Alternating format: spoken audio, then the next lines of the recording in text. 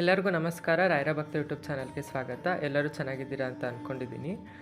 ಆ, ಈ ಒಂದು ವಿಡಿಯೋ ಸ್ವಲ್ಪ ನನಗೆ ಮಾಡಬೇಕು ಅಂತ ಅನಿಸಿದ್ದು ಖುಷಿಯಿಂದ ಏನಲ್ಲ, ತುಂಬಾ ಬೇಜಾರಾಯಿತು ಈ ವಿಡಿಯೋ ಮಾಡಬೇಕಾದ್ರೂ ಕೂಡ. ನನಗೆ ಆ್ಯಕ್ಚುಲಿ ಈ ಒಂದು ನಡೆದಿದ್ದ ಘಟನೆನ ನನಗೆ ಗೊತ್ತೇ ಇರಲಿಲ್ಲ. ಆ್ಯಕ್ಚುಲಿ ಈಗಲೂ ಅದ್ರ ಬಗ್ಗೆ ನನಗೆ ಕಂಪ್ಲೀಟಾಗಿ ಗೊತ್ತಿಲ್ಲ. ನನಗೆ ಗೊತ್ತಿರೋರೊಬ್ಬರು ತಿಳಿಸಿದ್ದು ಏನಂತ ಅಂದರೆ, ರಾಯರಿಗೆ ಹಾಕೋ ಹೂವು ಮೇಲೆ ಲೆಕ್ಕಾಚಾರ ಮಾಡಿ ಮಾತಾಡುವಂಥದ್ದಾಗಿರ್ಬೋದು, ಮತ್ತು ರಾಯರಿಗೆ ಆಡಂಬರದ ಪೂಜೆ ಮಾಡೋದ್ರ ಬಗ್ಗೆ ಎಷ್ಟೊಂದು ಜನ ಮಾತಾಡಿರೋ ಹೌದು. ಇದ್ರ ಬಗ್ಗೆ ಆ್ಯಕ್ಚುಲಿ ನಿಜವಾಗ್ಲೂ ನನಗಿದ್ರ ಬಗ್ಗೆ ಒಂದು ಸ್ವಲ್ಪನೂ ಗೊತ್ತೇ ಇರಲಿಲ್ಲ. ಇತ್ತೀಚೆಗೆ 2 ದಿನದ ಹಿಂದೆ ನನಗೂ ಗೊತ್ತಾಗಿದ್ದು. ಏನೂ ಗೊತ್ತಿಲ್ಲದಲೇ ಮಾತಾಡೋದು ಬೇಡ ಅಂತ ನಾನು ಸುಮ್ಮನಾಗಿದ್ದೆ. ಬಟ್ ನಾನು ಯಾವಾಗ ಇದ್ರ ಬಗ್ಗೆ ಜಾಸ್ತಿ ತಿಳ್ಕೊತಾ ಹೋದ್ನಲ್ಲೋ, ನನಗೆ ಮನಸ್ಸಿಗೆ ತುಂಬಾ ಬೇಜಾರಾಯಿತು. ಯಾಕೆಂತಂದರೆ ಜನ ಯಾವ ಮಟ್ಟಿಗೆಲ್ಲ ಮಾತಾಡಿದ್ದಾರೆ ಅಂದರೆ, ಜನ ಒಬ್ಬರು ಇನ್ನೊಬ್ರ ಬಗ್ಗೆ ಮಾತಾಡಿಕೊಂಡ್ರೆ ತೊಂದರೆ ಇಲ್ಲ, ಆದರೆ ಒಬ್ಬರು ಜನ ಪೂಜೆ ಮಾಡೋದ್ರ ಬಗ್ಗೆ ಮಾತಾಡ್ತೀರಾ, ರಾಯರ ಬಗ್ಗೆ ಮಾತಾಡ್ತೀರಾ, ರಾಯರ ಮಹಿಮೆ ಏನು ಅಂತ ಗೊತ್ತಿದ್ರೂ ಕೂಡ ಈ ರೀತಿ ಮಾಡೋವಂಥದ್ದು ಎಷ್ಟು ಸರಿ ಅನ್ನೋದು ನನ್ನ ಒಂದು ಪ್ರಶ್ನೆ. ಯಾರೆಲ್ಲ ಈ ವಿಡಿಯೋನ ನೋಡ್ತಿದ್ದೀರಾ, ನಾನು ಕೆಲವೊಂದು ಪ್ರಶ್ನೆಗಳನ್ನು ಕೇಳೋದಕ್ಕೆ ಇಷ್ಟಪಡ್ತೀನಿ. ಸಾಧ್ಯವಾದರೆ ದಯವಿಟ್ಟು ಇದಕ್ಕೆ ನೀವು ಕಮೆಂಟ್ ಬಾಕ್ಸಲ್ಲಿ ಉತ್ತರ ಕೊಡಿ ಅಂತ ನಾನು ಹೇಳೋದಕ್ಕೆ ಇಷ್ಟಪಡ್ತೀನಿ. ಹಾಗೆ ನನ್ನ ಚಾನಲ್ನ ಯಾರಾದರೂ ಹೊಸ್ದಾಗಿ ನೋಡ್ತಿದ್ರೆ ದಯವಿಟ್ಟು ಲೈಕ್ ಮಾಡಿ, ಶೇರ್ ಮಾಡಿ ಹಾಗೂ ಸಬ್ಸ್ಕ್ರೈಬ್ ಮಾಡೋದನ್ನು ಮರಿಬೇಡಿ. ನಾನು ಅಷ್ಟೇ ಸೋಷಲ್ ಮೀಡ್ಯಾದಲ್ಲಿ ಇತ್ತೀಚಿನ 2 ದಿನ ಆಯ್ತಷ್ಟೇ ನಾನು ನೋಡೋಕ್ಕಿಡೋದ್ಬಿಟ್ಟು ನೋಡ್ತಾ ಇದ್ದೀನಿ. ಜನ ಅಂತೂ ಬಾಯಿಗೆ ಬಂದಾಗ ಮಾತಾಡ್ತಿದ್ದಾರೆ. ಇಷ್ಟೊಂದು ಆಡಂಬರದ ಪೂಜೆ ಬೇಕಿತ್ತಾ? ಸುಮ್ಮನೆ ರಾಯರಿಗೆ ಅಷ್ಟೊಂದು ಹೂ 1000 ರೂಪಾಯಿ ಗಟ್ಟಲೆ ಎಲ್ಲ ಹೂ ತೊಗೊಂಬಂದು ಹಾಕ್ತಾರೆ. ರಾಯರಿಗದೆಲ್ಲ ಬೇಡ. ಆ್ಯಕ್ಚುಲಿ ಅವರೆಲ್ಲ ಒಬ್ಬರು ದೀಕ್ಷೆ ಪಡೆದಿರೋವಂಥವ್ರು, ಅವರೆಲ್ಲ ಸನ್ಯಾಸತ್ವನ ಸ್ವೀಕಾರ ಮಾಡಿರೋವಂಥವ್ರು, ಅವರಿಗಿದೆಲ್ಲ ಹಾಕಬಾರ್ದು. ಇಷ್ಟೊಂದು ಆಡಂಬರದ ಪೂಜೆ ಎಲ್ಲ ಯಾಕೆ ಬೇಕು ಅಂತ ಕೇಳೋದಕ್ಕೆ ನಾವು ಯಾರು ಅಂತ ಫಸ್ಟ್ ಆಫ್ ಆಲ್. ಯಾಕೆ ಅಂತ ಅಂದರೆ, ರಾಯರು ಪೂಜೆ ಮಾಡಿಸ್ಕೋಬೇಕು ಅಂತ ಇದ್ದಾರೆ ಅಂದಮೇಲೆ ಅವ್ರು ಮಾಡಿಸ್ಕೊತಾರೆ. ತಮ್ಮ ಭಕ್ತರಿಗೆ ಸಾಕಾಗೋಷ್ಟು ಕೊಟ್ಟು ಮಾಡಿಸ್ಕೊತಾರೆ. ಅದರಲ್ಲಿ ತಪ್ಪೇನಿದೆ? ಈಗ ರಾಯರು ಅವ್ರಿಗೆ ತಾನೇ ಎಲ್ಲ ಪೂಜೆ ಮಾಡ್ಕೊಳ್ಳೋದಕ್ಕೆ ಅವರಿಗೆ ತಾನೇ ಅಷ್ಟೊಂದು ಹೂವೆಲ್ಲ ತೊಗೊಳ್ಳುವಂಥ ಶಕ್ತಿ ಕೊಟ್ಟಿದ್ದಾರೆ ಅಂದಮೇಲೆ ಅವರು ರಾಯರಿಗಲ್ದೆಲ್ಲ ಇನ್ಯಾರಿಗೆ ಮಾಡ್ತಾರೆ? ಇದರಲ್ಲಿ ಸ್ವಲ್ಪ ನಾವು ಯೋಚನೆ ಮಾಡಬೇಕಾಗತ್ತೆ. ರಾಯರು ಅವರಿಗೆ ಕೊಟ್ಟಿದ್ದಾರೆ ಅಂದಮೇಲೆ ರಾಯರಿಗೆ ಪುನಃ ವಾಪಸ್ ನಮ್ಮ ಪುಟ್ಟ ಸೇವೆ ಮೂಲಕ ನಾವು ರಾಯರಿಗೆ ವಾಪಸ್ ಕೊಡೋದ್ರಲ್ಲಿ ತಪ್ಪೇನಿದೆ ಅಂತ. ರಾಯರಿಗೆ ಅಷ್ಟೊಂದು ಹೂವು ಹಾಕ್ತೀರಾ, ಇಷ್ಟೊಂದು ಹೂವು ಹಾಕ್ತೀರಾ ಅಂತ ಮಾತಾಡ್ತಿರಲ್ಲ.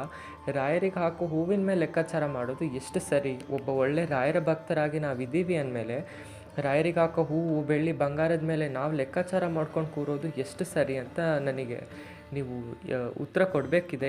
ಆ್ಯಕ್ಚುಲಿ ನನಗೆ ಈ ವಿಡಿಯೋ ಮಾಡಬೇಕು ಅಂತಲೇ ನನಗೆ ಇಷ್ಟ ಇರಲಿಲ್ಲ. ಯಾಕೆ ಅಂತ ಅಂದರೆ, ಜನ ಹಾಗೆ ಮಾತಾಡಿದ್ದಾರೆ. ನಾನು ರೀಸೆಂಟಾಗೇ ರಾಯರಿಗೆ ಪೂಜೆ ಮಾಡೋದನ್ನು, ಸೇವೆ ಮಾಡೋದನ್ನು ಶುರು ಮಾಡಿರ್ಬೋದು, ಒಪ್ಕೋತೀನಿ. ಆದರೆ ರಾಯರಿಗೆ ಹಾಕೋ ಹೂವಿನ ಮೇಲೆ ಅಥವಾ ರಾಯರಿಗೆ ಹಾಕೋ ಬೆಳ್ಳಿ, ಬಂಗಾರ ಏನೋ ಒಂದು ನಮ್ಮ ಕೈಲಿ ಎಷ್ಟಾಗುತ್ತೋ ಅಷ್ಟು ಮಾಡ್ತೀವಿ. ಕೊಟ್ಟಿದ್ದಾರೆ ಅಂದಮೇಲೆ ರಾಯರಿಗೆ ಮಾಡೋದ್ರಲ್ಲಿ ತಪ್ಪಿಲ್ಲ. ಅದರಲ್ಲಿ ಆಡಂಬರದ ಮಾತೇ ಬರಲ್ಲ. ಯಾಕೆಂತ ಅಂದರೆ, ನಿಮಗೆ ಮನಸ್ಫೂರ್ತಿಯಾಗಿ ನೀವು ಮಾಡ್ತಿದ್ದೀರಾ ಅಂದರೆ ಅದು ಆಡಂಬರದ ಲೆಕ್ಕನೇ ಅಲ್ಲ. ಎಷ್ಟೊಂದು ಜನಕ್ಕೆ ರಾಯರ ಮುಂದೆ ನಿಂತ್ಕೊಂಡು ಕೈ ಮುಗಿಯುವಂಥ ಯೋಗ್ಯತೆಯೂ ಕೂಡ ಅವ್ರು ಗಳಿಸಿರೋದಿಲ್ಲ. ಹಾಗಾಗಿ ಸುಮ್ಮನೆ ಜಾಸ್ತಿ ಹೂ ತೊಗೊಂಬಂದು ರಾಯರಿಗೆ ಪೂಜೆ ಮಾಡ್ತಾರೆ.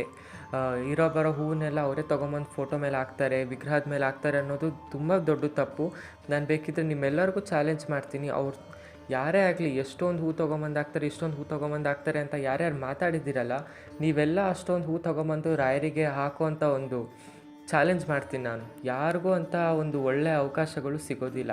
ರಾಯರು ನೋಡಿ, ನಾನು ಹೇಳ್ತೀನಲ್ಲ, ನಾನು ಪ್ರತಿಯೊಂದು ವೀಡಿಯೋದಲ್ಲೂ ತಿಳಿಸ್ಕೊತಾ ಬಂದಿದ್ದೀನಿ. ರಾಯರ ಮುಂದೆ ನಿಂತು 2 ದೀಪ ಹಚ್ಚಿ ಬೇಡ್ಕೊಳ್ಳೋದಕ್ಕೂ ಕೂಡ ಒಂದು ಋಣ ಅನ್ನೋದಿರುತ್ತೆ. ಎಷ್ಟೋ ಜನ್ಮದ ಪುಣ್ಯ ಇದ್ದರೆ ಮಾತ್ರ ರಾಯರ ಸೇವೆ ಮಾಡೋದಕ್ಕಾಗುವಂಥದ್ದು. ಅದನ್ನು ಬಿಡ್ತೀರಾ, ನಾನು ಹೆಸರಿಗೆ ಪೂಜೆ ಮಾಡ್ತೀನಿ ಅಂತ ಹೇಳೋದು, ಇನ್ನೊಬ್ಬರು ಮಾಡಿರೋ ಪೂಜೆ ನೋಡಿಬಿಟ್ಟು ಎಷ್ಟೊಂದು ಆಡಂಬರ ಮಾಡ್ತಾರೆ, ಬರೋದೆಲ್ಲ ರಾಯರಿಗೆ ಹಾಕ್ತಾರೆ ಇವರು ಅಂತ ಮಾತಾಡಿಕೊಂಡ್ರೆ ಅದು ನಿಜ ಭಕ್ತಿ ಅಂತ ಅನಿಸ್ಕೊಳ್ಳುತ್ತಾ ಅಂತ ನನ್ನ ಪ್ರಶ್ನೆ.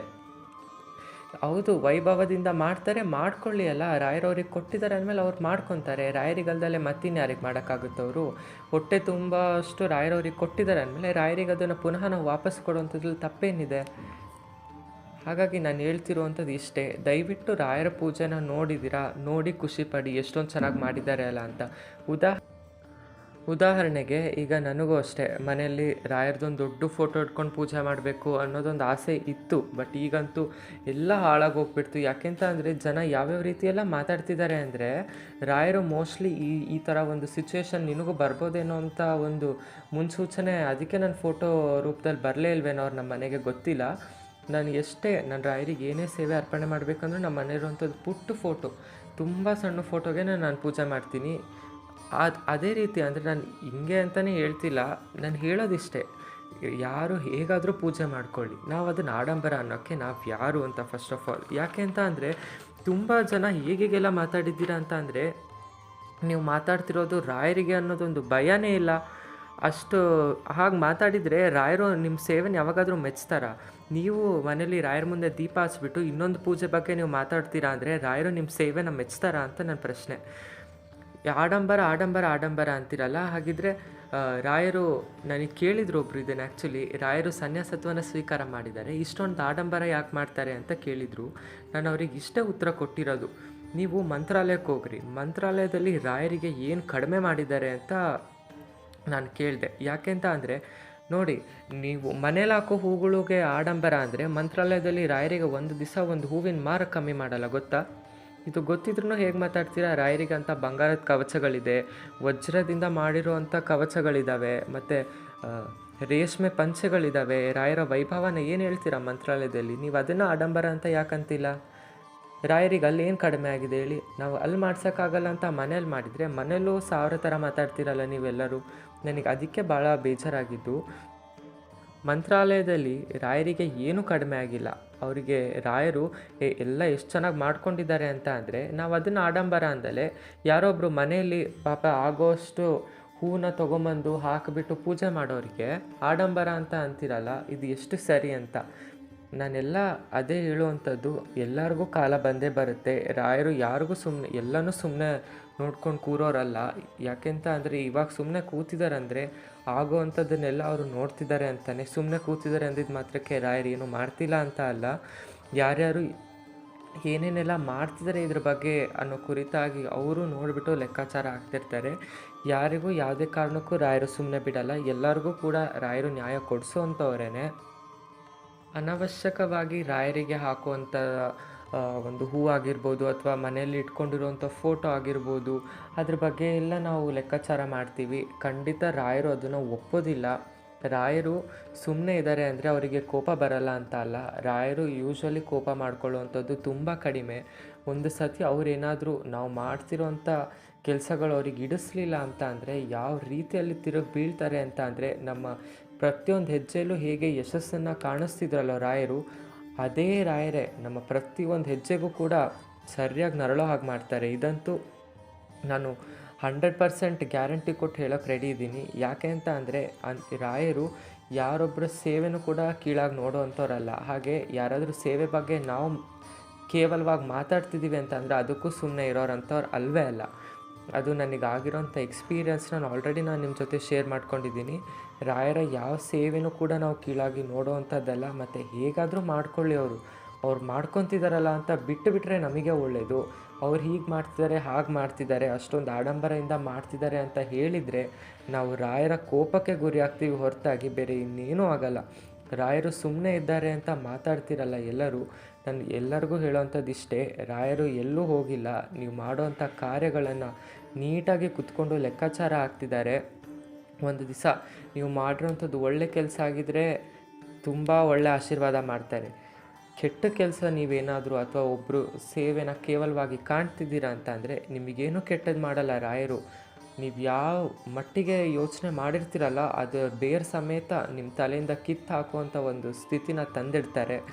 ಅದು ನನಗಾಗಿರೋಂಥ ಎಕ್ಸ್ಪೀರಿಯನ್ಸ್ನ ನಾನು ನಿಮಗೆ ಶೇರ್ ಮಾಡ್ಕೊತಾ ಇದ್ದೀನಿ. ಹೀಗೆ ಇದ್ರ ರಿಲೇಟೆಡೇ ಕೂಡ ನಾನು ಕೆಲವೊಂದು ವೀಡಿಯೋಗಳನ್ನ ನೋಡ್ತಾ ಇದ್ದೆ. ಆವಾಗ ಹಾಕಿದ್ದೀರಾ ಕೆಲವೊಬ್ಬರು, ಎಷ್ಟೊಂದು ಜನ ಹಾಕಿದ್ದೀರಾ. ನನಗೆ ತುಂಬಾ ಬೇಜಾರಾಯ್ತು ಇದನ್ನು ನೋಡಿಬಿಟ್ಟು. ಏನಂತ ಅಂದರೆ, ವೀಡಿಯೋ ಮಾಡೋದಕ್ಕೋಸ್ಕರನೇ ನೀವು ಪೂಜೆ ಮಾಡ್ತೀರೇನೋ, ತೋರಿಕೆ ಏನು, ನೀವು ಮಾಡೋ ಪೂಜೆನ ಇರೋ ಬರೋರಿಗೆಲ್ಲ ತೋರಿಸ್ಕೊಂಡೇ ಪೂಜೆ ಮಾಡಬೇಕೇನೋ, ನೀವು ವೀಡಿಯೋ ಮಾಡಲಿಲ್ಲ ಅಂದರೆ ರಾಯರು ಪೂಜೆ ಒಪ್ಪಲ್ಲೇನೋ, ಆ ರೀತಿಯಲ್ಲೆಲ್ಲ ಕಮೆಂಟ್ ಹಾಕಿದ್ದೀರಾ. ನನಗೆ ಇದು ಎಷ್ಟು ಬೇಜಾರಾಯಿತು ಅಂತ ಅಂದರೆ ಈ ಮಾತುಗಳನ್ನು ನಾನು ಕೇಳಿಬಿಟ್ಟು, ಅದು ನನಗೆ ಅಂದಿಲ್ದಲೇ ಇರ್ಬೋದು, ಬಟ್ ನಾನು ಕೂಡ ನನ್ನ ಚಾನಲಲ್ಲಿ ರಾಯರ ಸೇವೆ ಮಾಡುವಂಥದ್ದು, ರಾಯರ ಪೂಜೆ ಮಾಡುವಂಥದ್ದೇ ಹಾಕಿರೋ ಅಂಥವನು. ಅಂಥದ್ರಲ್ಲಿ ನನಗೆ ಈ ಮಾತು ನನಗೆ ಮನಸ್ಸಿಗೆ ತುಂಬಾ ಬೇಜಾರು ತಂತು. ಯಾಕೆ ಅಂತ ಅಂದರೆ ನೋಡಿ, ರಾಯರ ಮುಂದೆ 2 ದೀಪ ಹಚ್ಚೋಕ್ಕೂ ಕೂಡ ಎಷ್ಟೊಂದು ಜನಕ್ಕೆ ಅವಕಾಶ ಇರೋದಿಲ್ಲ. ಅಂದರೆ ರಾಯರ ಸೇವೆ ಮಾಡಬೇಕು, ರಾಯರ ಪೂಜೆ ಮಾಡಬೇಕು, ರಾಯರ ಮಠದೊಳಗೆ ಕಾಲಿಡಬೇಕಂದ್ರೂ ಕೂಡ ನಮಗೆ ಎಷ್ಟೊಂದು ಜನ್ಮದ ಪುಣ್ಯ ಇರಬೇಕಂತೆ. ಅಂಥದ್ರಲ್ಲಿ ಅದನ್ನು ಬಿಡ್ತೀರಾ, ರಾಯರ ಆಡಂಬರದ ಬಗ್ಗೆ ಮಾತಾಡ್ತೀರಾ. ನಿಮಗೆ ನಾನು ಏನು ಹೇಳಬೇಕು ಅಂತ ಗೊತ್ತಾಗ್ತಿಲ್ಲ. ಈಗ ಎಷ್ಟೊಂದು ಜನ ಪ್ರತಿ ಗುರುವಾರ ಕೂಡ ತುಂಬ ಚೆನ್ನಾಗಿ ಪೂಜೆ ಮಾಡ್ತಾರೆ. ಆ ಪೂಜೆ ಮಾಡೋದ್ರ ಹಿಂದ್ಗಡೆ ತುಂಬಾ ಒಂದು ಹಾರ್ಡ್ ವರ್ಕ್ ಅನ್ನೋದು, ಶ್ರಮ ಅನ್ನೋದು ಇದ್ದೇ ಇರುತ್ತೆ. ಯಾರಿಗಾಗಲಿ ಸುಮ್ಮನೆ ಬಂದುಬಿಡಲ್ಲ ಪೂಜೆಗೆಲ್ಲ ಜೋಡಿಸ್ಕೋಬೇಕು ಅಂತ ಅಂದರೆ. ಒಂದು ಮಾರ್ಕೆಟಿಗೆ ಹೋಗಿ ಹೂ ತರೋದ್ರಿಂದ ಹೇಳ್ಬೋದು, ಫೋಟೋ ಒರೆಸಿ ಗಂಧನ ಇಟ್ಬಿಟ್ಟು ರಾಯರ ವಿಗ್ರಹಗಳನ್ನು, ಬೃಂದಾವನಗಳನ್ನು ತೊಳೆದ್ಬಿಟ್ಟು ಎಲ್ಲ ಜೋಡಿಸ್ಕೊಂಡು ದೀಪಕ್ಕೆ ಬತ್ತಿ ಎಣ್ಣೆ ಎಲ್ಲ ರೆಡಿ ಮಾಡ್ಕೊಳ್ಳೋ ಅಷ್ಟೊತ್ತಿಗೆ ಅದು ತುಂಬಾ ಒಂಥರ ಶ್ರಮ ಪಡಬೇಕಾಗತ್ತೆ. ನಾನು ಶ್ರಮ ಪಡ್ತೀರಾ ಅಂದಮೇಲೆ ರಾಯರ ಪೂಜೆ ಯಾಕೆ ಮಾಡಬೇಕು ಅಂತ ಇಲ್ಲಿ ಪ್ರಶ್ನೆ ಬಂದೇ ಬರುತ್ತೆ, ಒಪ್ಕೊತೀನಿ. ಅದು ನಮಗೆ ಮನಸ್ಸಿಗೆ ಸಮಾಧಾನ ಕೊಡುವಂಥದ್ದಾಗಿದೆ ಅಂದಮೇಲೆ ನಾವು ಅದಕ್ಕೆ ಶ್ರಮ ಪಟ್ಟರೆ ಏನೂ ತೊಂದರೆ ಇಲ್ಲ. ಈಗ ಎಷ್ಟೊಂದು ಜನ ಹೇಳ್ತಾರೆ ರಾಯರ ಪೂಜೆಗೆ ಅಷ್ಟೊಂದೆಲ್ಲ ಕಷ್ಟಪಟ್ಟು ಮಾಡೋ ಅಂಥದ್ದು ಏನಿದೆ ಅಂತ. ರಾಯರ ಪೂಜೆ ಅದು ಆ್ಯಕ್ಚುಲಿ ನಾನು ಹೇಳ್ತೀನಲ್ಲ, ರಾಯರ ಪೂಜೆ ಬಗ್ಗೆ ಕೇವಲವಾಗಿ ಮಾತಾಡುವಂಥದ್ದೇ ತಪ್ಪು. ಯಾರಾಗಲಿ ಇವತ್ತು ಮನೆಯಲ್ಲಿ ಸಣ್ಣ ಸಣ್ಣ ಫೋಟೋಗಳು ಇಟ್ಕೊಂಡು ಪೂಜೆ ಮಾಡ್ತಿದ್ದಾರೆ ಅಂತ ಆದರೆ ರಾಯರ ಮಹಿಮೆ ಏನು ಅಂತ ಅವ್ರಿಗೆ ಚೆನ್ನಾಗಿ ಗೊತ್ತಿರುತ್ತೆ. ನನಗೆ ಇನ್ನೊಂದು ಬೇಜಾರಾಗಿದ್ದೇನು ಅಂತ ಅಂದರೆ, ಒಬ್ಬರು ರಾಯರ ಸೇವೆನ ಮಾಡುವಂಥವ್ರನ್ನ ಕಂಡುಬಿಟ್ಟು ಇನ್ನೊಬ್ಬರು ಮಾತಾಡ್ತಿರಲ್ಲ, ನನಗೆ ಎಷ್ಟು ಬೇಜಾರಾಯಿತು ಅಂತ ಅಂದರೆ ಆ್ಯಕ್ಚುಲಿ ರಾಯರ ಸೇವೆ ಬಗ್ಗೆ ನೀವು ಮಾತಾಡುವಂಥದ್ದು ತುಂಬಾ ದೊಡ್ಡ ತಪ್ಪು. ಯಾಕೆ ಅಂತ ಅಂದರೆ ರಾಯರ ಮಹಿಮೆ ಏನು ಕಡಿಮೆ ಆಗಿರೋವಂಥದ್ದಲ್ಲ. ನಿಮಗೂ ಕೂಡ ರಾಯರು ಒಳ್ಳೇದು ಮಾಡಿರ್ತಾರೆ. ಇನ್ನೊಬ್ಬರು ಅವ್ರು ಮಾಡೋ ಸೇವೆನ ಜಸ್ಟ್ ಸೋಷಲ್ ಮೀಡ್ಯಾದಲ್ಲಿ ಶೇರ್ ಮಾಡಿಕೊಂಡ್ರೆ ಇಲ್ಲದ ಸಲ್ಲದ ಕಮೆಂಟ್ಗಳನ್ನೆಲ್ಲ ಹಾಕ್ತೀರಾ. ಅದು ಅವ್ರಿಗೆ ಎಷ್ಟು ಬೇಜಾರು ತಂದಿರುತ್ತೆ ಅಂತ ಅಂದರೆ, ನೆನ್ಪಿಟ್ಕೊಳ್ಳಿ, ಈ ವಿಡಿಯೋ ಮುಖಾಂತರ ನಾನು ನಿಮಗಿಷ್ಟೇ ಹೇಳ್ತಿರೋವಂಥದ್ದು. ಅವರಾಗಿರ್ಬೋದು, ಬೇರೆ ಯಾರಾದರೂ ಆಗಿರ್ಬೋದು, ಇನ್ಕ್ಲೂಡಿಂಗ್ ನಾನು ಆದರೂ ಆಗಿರ್ಬೋದು, ರಾಯರ ಸೇವೆ ಬಗ್ಗೆ ಈ ರೀತಿ ಮಾತಾಡಿರೋದಕ್ಕೆ ಅವ್ರು ಏನಾದರೂ ದುಃಖದಿಂದ ರಾಯರ ಮುಂದೆ ನಿಂತ್ಕೊಂಡು ಕಣ್ಣೀರು ಹಾಕಿದ್ರು ಅಂತ ಅಂದರೆ ಆ ಶಾಪ ಏನೇ ಇದ್ದರೂ ನಿಮಗೆ ತಟ್ಟುವಂಥದ್ದೇ. ಯಾಕೆ ಅಂತ ಅಂದರೆ ರಾಯರು ತಮ್ಮ ಯಾವ ಭಕ್ತರಿಗೂ ಅಷ್ಟು ಸುಲಭವಾಗಿ ದುಃಖನ ಕೊಡುವಂಥವ್ರಲ್ಲ. ಅದು ರಾಯರ ಸೇವೆ ಮುಖಾಂತರನೇ ಅವರಿಗೆ ದುಃಖ ಒಂದು ಅನುಭವಿಸ್ತಿದ್ದಾರೆ ಅಂತ ಅಂದರೆ ಅದಕ್ಕೆ ಮೂಲ ಯಾರು ಕಾರಣರಾಗಿರ್ತಾರಲ್ಲೋ ಅವರಿಗೆ ರಾಯರು ತಕ್ಕ ಪಾಠನ ಕಲಿಸ್ತಾರೆ. ಇದಂತೂ 100ಗೆ 100% ನಿಜ. ಈಗ ಎಷ್ಟೊಂದು ಜನದ ಮನೆಯಲ್ಲಿ ರಾಯರನ್ನು ಪೂಜೆ ಮಾಡುವಂಥ ಪದ್ಧತಿನೇ ಇರೋದಿಲ್ಲ. ಅಂಥವ್ರು ನೋಡಿ ಕೈ ಮುಗಿರಿ. ಸುಮ್ಮನೆ ಯಾಕೆ ಇಲ್ಲ ಸಲ್ಲದ ಕಮೆಂಟ್ಗಳನ್ನು ಹಾಕಿ ಇದ್ದವ್ರನ್ನ ಪಾಪ ಬೇಜಾರಿಗೊಳಗಾಗಿ ಮಾಡ್ತೀರಾ? ಈಗ ಅವರು ದುಡ್ದಿರೋಂಥ ದುಡ್ಡಲ್ಲಿ ತಾನೇ ಮಾಡ್ತಿದ್ದಾರೆ. ಯಾರ ಮನೆದು ದುಡ್ಡು ತೊಗೊಂಬಂದು ರಾಯರಿಗೆ ಅಷ್ಟೊಂದು ಹೂ ಹಾಕ್ಬಿಟ್ಟು ಪೂಜೆ ಮಾಡ್ತಿದ್ದಾರೆ ಹೇಳಿ? ಅವರು ದುಡ್ದಿರುವಂಥ ಸ್ವಂತ ದುಡ್ಡಲ್ಲಿ ಅವರಿಗೆ ಸಾಕಾಗೋ ಅನ್ನೋಷ್ಟು, ಅಂದರೆ ಮನಸ್ಸಿಗೆ ತೃಪ್ತಿ ಆಗೋ ಅನ್ನೋಷ್ಟು ಹೂವನ್ನು ತೊಗೊಂಬಂದು ಅವ್ರು ಹಾಕ್ಕೊಂಡು ಮಾಡ್ಕೊಳ್ಳಿ ಬಿಡಿ. ನಾವು ಯಾಕೆ ಅದ್ರ ಬಗ್ಗೆ ತಲೆ ಕೆಡಿಸ್ಕೋಬೇಕು ಅಂತ? ರಾಯರೇನಿಲ್ಲ ಅಂತಾರ? ರಾಯರಿಗೆ ನೀವು ನೋಡ್ತಿರ್ಬೋದು, ಪ್ರತಿ ಗುರುವಾರ ರಾಯರಿಗೆ ಏನು ಕಡಿಮೆ ಆಗಿದೆ ಹೇಳಿ? ಮಂತ್ರಾಲಯದಲ್ಲಿ ಅಷ್ಟೊಂದು ಹೂ ತೊಗೊಂಬಂದು ಹಾಕ್ತಾರೆ. ಅಲ್ಲಿಂದಕ್ಕೆ ಯಾಕೆ ಮಾತಾಡಲಿಲ್ಲ ನೀವು? ಅದು ಆಡಂಬರ ಆಗಲಿಲ್ವಾ ರಾಯರಿಗೆ ಅಂತ? ಒಂದು ಮನೆಯಲ್ಲಿರೋವಂಥ ರಾಯರು ಬೇರೆ, ಮಂತ್ರಾಲಯದಲ್ಲಿರೋವಂಥ ರಾಯರು ಬೇರೆನಾ ನಿಮಗೆ? ನಾನು ಇಷ್ಟೇ ಹೇಳೋಕ್ಕೆ ಹೊರಟಿರೋದು, ರಾಯರನ್ನ ಮಂತ್ರಾಲಯದ ಗುರುಗಳು ಅಂತ ಅಷ್ಟೇ ಸೀಮಿತವಾಗಿ ಮಾಡಬೇಡ್ರಿ. ಅವರು ಜಗತ್ತಿಗೆ ಗುರುಗಳು. ಅವರು ನೀವೆಲ್ಲಿ ಕರಿತೀರೋ ಅಲ್ಲಿಗೆ ಬರ್ತಾರೆ. ಕರೆದಾಗ ಬರುವ ಅಂತಲೇ ಅವರು ಎಷ್ಟೊಂದು ಜನ ರಾಯರನ್ನು ವರ್ಣಿಸ್ತಾರೆ. ರಾಯರು ಮಂತ್ರಾಲಯದಲ್ಲಿ ತಮ್ಮ ಬೃಂದಾವನ ಇದ್ದರೂ ಕೂಡ ಪ್ರತಿಯೊಂದು ಮನೆಯಲ್ಲೂ ಯಾರಿವತ್ತು ರಾಯರ ಫೋಟೋದ ಮುಂದೆ ದೀಪನ ಬೆಳಗ್ತಾರಲ್ಲೋ ಅವ್ರು ಪ್ರತಿಯೊಬ್ಬರು ಮನೆಯಲ್ಲೂ ಕೂಡ ರಾಯರು ಹೋಗಿ ಬರ್ತಾರೆ. ಅಂಥದ್ದು ಬಿಡ್ತೀರಾ ನೀವು? ಇವರು ಆಡಂಬರ, ಈ ಥರ ಆಡಂಬರ ಮಾಡ್ತಿದ್ದಾರೆ, ಇಷ್ಟೊಂದು ಗ್ರ್ಯಾಂಡಾಗಿ ಪೂಜೆ ಮಾಡ್ತಿದ್ದಾರೆ, ಇವೆಲ್ಲ ಅವಶ್ಯಕತೆಯೇ ಇಲ್ಲ ರಾಯರಿಗೆ. ಅದನ್ನು ನಾವು ಹೇಳಿದ್ರೆ ನಾವು ಯಾರು ಅಲ್ವೇ ಅಲ್ಲ. ಆ್ಯಕ್ಚುಲಿ ರಾಯರ ಪೂಜೆ ಬಗ್ಗೆ ಕಮೆಂಟ್ ಮಾಡೋದಕ್ಕೆ ನಾವು ಯಾರೂ ಅಲ್ವೇ ಅಲ್ಲ. ರಾಯರು ತಮ್ಮ ಪೂಜೆ ತಮಗೊಪ್ಪಿಗೆ ಆಗಿದೆ ಅಂತ ಅಂದರೆ ಸ್ವೀಕಾರ ಮಾಡ್ತಾರೆ. ಇಲ್ಲ, ಯಾವುದೇ ಕಾರಣಕ್ಕೂ ಅವ್ರು ಮಾಡೋದಕ್ಕೆ ಹೋಗೋದಿಲ್ಲ. ಅದ್ರ ಬಗ್ಗೆ ನಾವು ಯಾಕೆ ಕಮೆಂಟ್ ಮಾಡಬೇಕು? ರಾಯರೇ ಏನು ಅಂದಲೇ ಇರೋವಂಥ ಟೈಮಲ್ಲಿ ನಾವು ರಾಯರ ಪೂಜೆ ಮಾಡೋವಂಥ ಭಕ್ತರಿಗೆ ಏನೇನೆಲ್ಲ ಅನ್ನಬೇಕು? ನಮಗೆ ಯಾವ ಹಕ್ಕು ಕೊಟ್ಟಿದ್ದಾರೆ ರಾಯರು ಈ ರೀತಿ ನಾವು ರಾಯರ ಪೂಜೆ ಮೇಲೆ ಕಮೆಂಟ್ ಮಾಡೋದಕ್ಕೆ?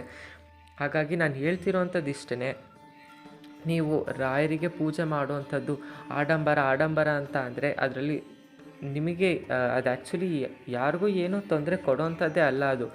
ನೀವು ಅಂದಿದ ತಕ್ಷಣ ರಾಯರಿಗೆ ಯಾರೂ ಸಿಂಪಲಾಗಿ ಪೂಜೆ ಮಾಡೋವಂಥದ್ದನ್ನೇನು ಮಾಡೋವಂಥದ್ದಿಲ್ಲ. ಯಾಕೆಂತ ಅಂದರೆ ರಾಯರವ್ರಿಗೆ ಕೊಟ್ಟಿದ್ದಾರೆ ಅಂದಮೇಲೆ ರಾಯರಿಗೆ ನಾವು ವಾಪಸ್ ಕೊಡೋವಂಥದ್ರಲ್ಲಿ ತಪ್ಪೇನಿಲ್ಲ. ರಾಯರಿಗೆ ನಾವು ಬೆಟ್ಟದಷ್ಟು ಸೇವೆ ಮಾಡೋದಕ್ಕಾಗಲಿಲ್ಲ ಅಂತಂದರೂ ಕೂಡ ನಮಗೆ ಸಿಗೋವಂಥದ್ದು ಏನೇನಿದೆಯೋ ಅದರಲ್ಲೇ ರಾಯರಿಗೆ ನಾವು ಸೇವೆನ ಮಾಡಿ ನಮ್ಮ ಕಣ್ಣು ನಮ್ಮ ಜನ್ಮನ ಪಾವನ ಮಾಡ್ಕೋಬೇಕಾಗತ್ತೆ. ಅದಕ್ಕೋಸ್ಕರನೇ ನಂದು ಈ ವಿಡಿಯೋ ಇಷ್ಟೇ ಇದ್ದಿದ್ದು. ನನಗೆ ಆ್ಯಕ್ಚುಲಿ ಇದ್ರ ಬಗ್ಗೆ ಜಾಸ್ತಿ ಮಾತಾಡೋದಕ್ಕೂ ಏನೂ ಗೊತ್ತಿಲ್ಲ ನನಗೆ. ನಾನು ತುಂಬಾ ಕಡಿಮೆ ನೋಡುವಂಥ ಸೋಷಲ್ ಮೀಡಿಯಾ ಇಲ್ಲ. ಬಟ್ ನೋಡಿದಾಗ ನನಗೆ ಸಿಕ್ಕಂಥ ಕೆಲವೊಂದು ವೀಡಿಯೋಗಳನ್ನು ನಾನು ನೋಡಿ ಏನೇನು ಆಗಿದೆ ಆ್ಯಕ್ಚುಲಿ ಅಂತ ಕಂಪ್ಲೀಟಾಗಿ ನನಗೂ ಗೊತ್ತಿಲ್ಲ. ಬಟ್ ಆದರೂ ರಾಯರ ಹೂ ಪ್ರಸಾದದ ಮೇಲೂ ಕೆಲವೊಂದು ವಿವಾದಗಳು ಇತ್ತೀಚಿನ ದಿನಗಳಲ್ಲಿ ಶುರುವಾಗಿರೋದುಂಟು. ನೆನ್ನೆ ನಾನು ಹೀಗೆ ಸೋಷಲ್ ಮೀಡ್ಯಾದಲ್ಲಿ ನೋಡಬೇಕಾದ್ರೆ ನನಗೂ ಕಾಣ್ತು. ಅದ್ರ ಬಗ್ಗೆ ನನಗೂ ಸಂಪೂರ್ಣವಾಗಿ ಗೊತ್ತಿಲ್ಲ. ಗೊತ್ತಾದರೆ ನನ್ನ ಒಪಿನಿಯನ್ ಏನು ಅಂತ ನಾನು ನಿಮಗೆ ತಿಳಿಸ್ತೀನಿ. ಬಟ್ ರಾಯರ ಆಡಂಬರದ ಪೂಜೆ ಬಗ್ಗೆ ನನಗಿದ್ದ ಒಪಿನಿಯನ್ ಇಷ್ಟೇ. ನಾವು ರಾಯರ ಪೂಜೆನ ಆಡಂಬರ ಅನ್ನೋದು ತುಂಬಾ ದೊಡ್ಡ ತಪ್ಪು. ಯಾಕೆಂತಂದರೆ ಅವರಿಗೆ ಸಮಾಧಾನ ಆಗೋಷ್ಟು ಅವ್ರು ಮಾಡ್ಕೊತಾರೆ. ನಮಗೆ ಎಷ್ಟಾಗುತ್ತೋ ನಾವು ಅಷ್ಟು ಮಾಡ್ಕೊಳ್ಳೋಣ. ರಾಯರು ಹೇಗೆ ಅಂತ ಅಂದರೆ ನೀವು 10 ಮಾರು ಹೂ ಹಾಕಿದ್ರೂ ಒಂದೇ, ಅಥವಾ ಒಂದೇ ಹೂ ಇಟ್ಟು ಪೂಜೆ ಮಾಡಿದರೂ ಒಂದೇ. ಅವರು ಇಷ್ಟೇ ಹಾಕು ಅಷ್ಟೇ ಹಾಕು ಅಂತ ಕೇಳುವಂಥವ್ರಲ್ಲ.